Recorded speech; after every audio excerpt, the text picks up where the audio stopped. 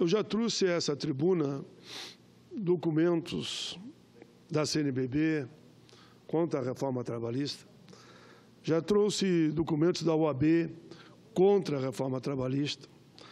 Já trouxe documento de todas as centrais, federações, confederações. Já trouxe documento da ANAMATRA, Associação Nacional dos Magistrados do Trabalho. Já trouxe documento dos procuradores do trabalho. Já trouxe carta dos 27 estados, porque tive nos 27 estados que, por unanimidade, rejeitam a reforma trabalhista e também a previdenciária. E hoje, senhor presidente, eu trago um dossiê da reforma trabalhista produzido pela Unicamp, recebido do Centro de Estudos Sindicais e Sociais de Economia da área do trabalho e do Instituto de Economia da Unicamp, em parceria com colaboradores de outras instituições, o chamado dossiê Reforma Trabalhista. O propósito desse dossiê, que eu vou entregar à Vossa Excelência, é oferecer mais um contraponto à perspectiva dominante e, dessa forma, nos somarmos a um esforço coletivo de 95% do povo brasileiro, que é contra essa reforma, e desconstruir as bases da reforma trabalhista e denunciar o seu caráter predatório e destruidor de direitos. O presente documento pretende, senhor presidente, contribuir para o debate sobre as maldades cruéis da dita reforma trabalhista em curso no Brasil. Para isso, aqui buscamos analisar as principais propostas de alteração da legislação trabalhista e discutir os principais argumentos levantados. Para justificá-la, oferecendo contraponto à perspectiva atual de uma elite que é 5% da nação, porque 95% é contra. A subordinação crescente do capital produtivo à lógica das finanças é uma das características constitutivas desse capitalismo selvagem agora, nesse século. A globalização impõe uma intrincada rede de relações de poder e dominação que questiona o papel dos Estados e fragiliza as políticas de proteção social e de direitos. Diferentemente do que afirmam os defensores da dita reforma, sustentamos que essa é uma questão que está num processo de desmonte da tela de proteção social construída sistematicamente a partir de 1930, concomitante ao processo de industrialização do país. Para demonstrar essa tese, eu estou aqui simplificando, é importante discutir o processo de constituição dos direitos em perspectiva histórica para, dessa forma, desvendar os aspectos econômicos, políticos e ideológicos que fundamentam esta dita reforma. A trajetória da CLT, desde os seus primórdios, tem sido marcada por forte polêmica teórica. A grosso modo, podem ser identificadas duas abordagens. De um lado, aos que insistem em sua rigidez, considerando incompatível com os tempos modernos, a atribuição à geração de emprego, incremento de produtividade e da competitividade, a maior flexibilização da relação de trabalho.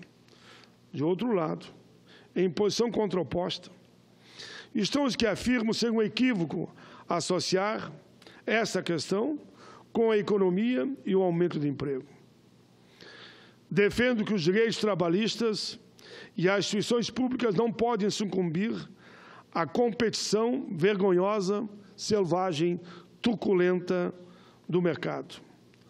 A chamada reforma trabalhista encaminhada pelo governo Temer, aprovada pela Câmara dos Deputados em tramitação no Senado, como o PL 38, está fundamentada na primeira abordagem.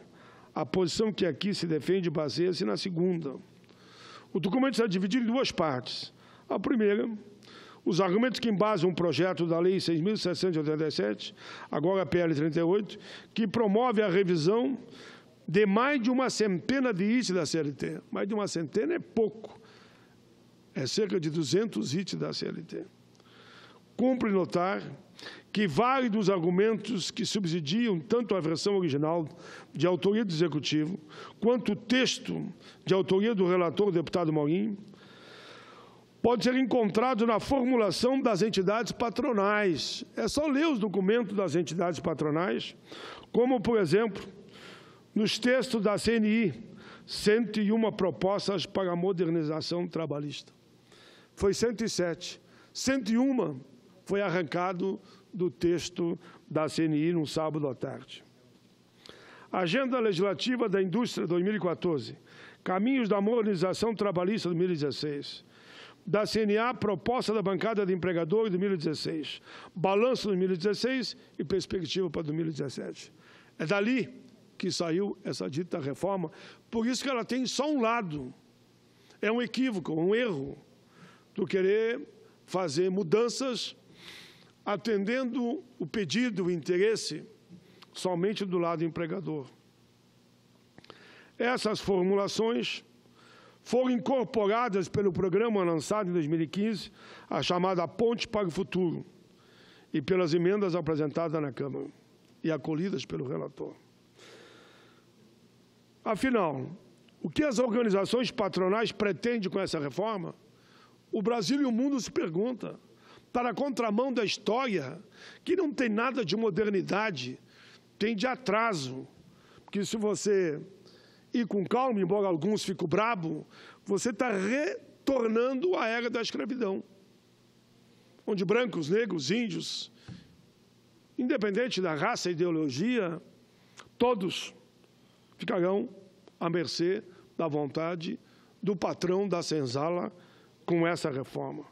Quais os interesses por trás da defesa de cada uma das medidas contempladas no referido projeto e em propostas correlatas? Atualmente, tramitação aqui no Parlamento, e mais grave de tudo, senador Paulo Rocha, o mais grave de tudo, senador Vilmar, suplente do senador Cristóvão, é que os senadores, sinceramente, eu vou fazer um apelo. Os senadores não podem se acovardar e votar exatamente como veio da Câmara dos Deputados.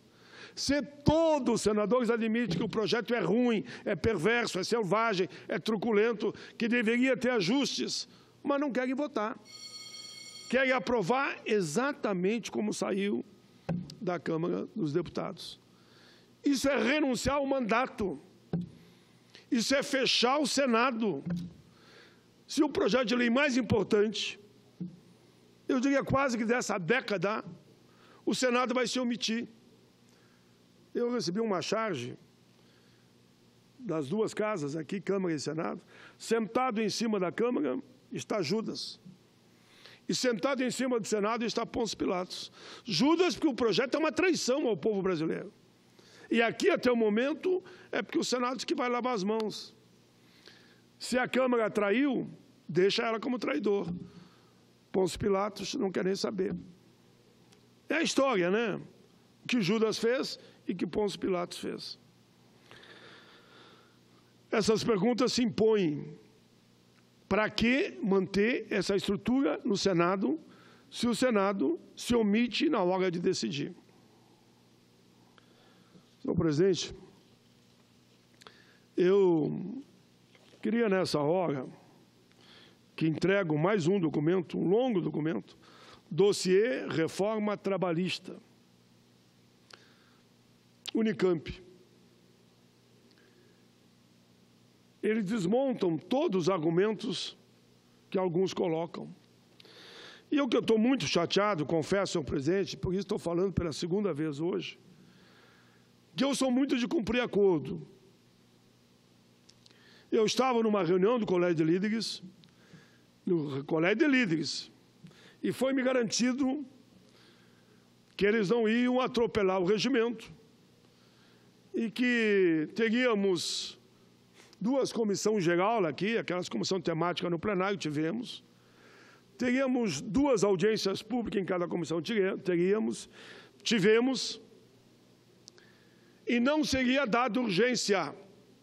A tramitação aqui no plenário do Senado seguiria o rito normal. Eu digo que eu recebi uma outra charge do chamado História do Escorpião. Sabe qual é a história do escorpião? O elefante queria atravessar um rio e ia atravessar. O escorpião estava lá de cá, o rio cheio. E daí o escorpião pede carona para ir na garupa, nas costas do elefante. O elefante diz, olha, você é acostumado a trair. Você vai me ferrar no meio do rio e vamos morrer os dois. Chegou no meio do rio. Aí o escorpião, não vou fazer isso, acordo é acordo. Chegou no meio do rio, o escorpião ferrou o elefante. O elefante disse para o escorpião, mas, meu amigo, por que tu fez isso? Vamos morrer os dois agora. E o escorpião responde, está na minha índole, está no meu sangue, eu não resisto. E morreram os dois afogados. Eu digo isso porque quem deu uma de escorpião na negociação que nós participamos, e eu participei e cumpri todas. Isso não vai longe. O escorpião morreu afogado. Esse gesto de traição, de não cumprir acordos, deixa todos indignados e as pessoas vão conhecendo quem é quem. Por isso que eu ainda apelo. Até o momento, os acordos foram respeitados.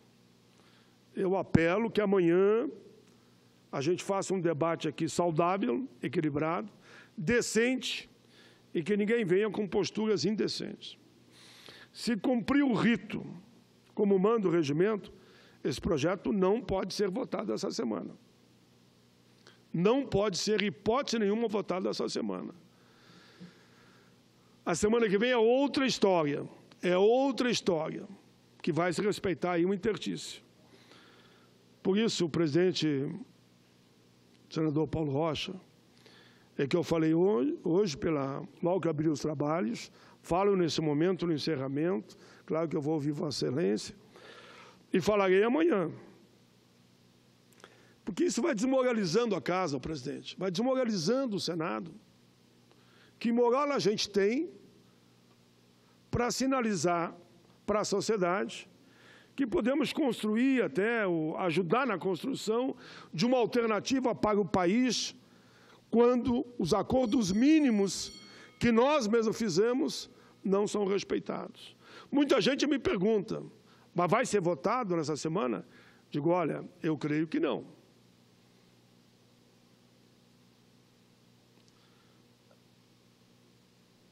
Porque me parece que aqui uma certa maioria faz de conta que nada está acontecendo.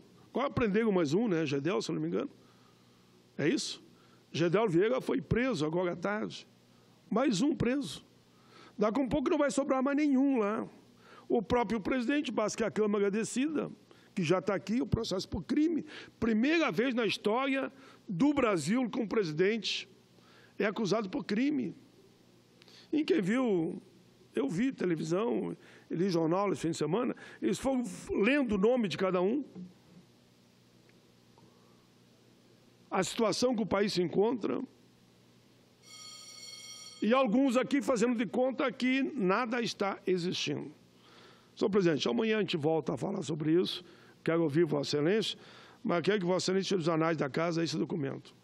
Dossiê sobre reforma trabalhista da Unicamp. E que a gente respeite os acordos. Se os acordos forem respeitados, esse projeto não será votado esta semana. Vamos marcar uma data respeitando o regimento, aí é outra discussão. Obrigado, presidente.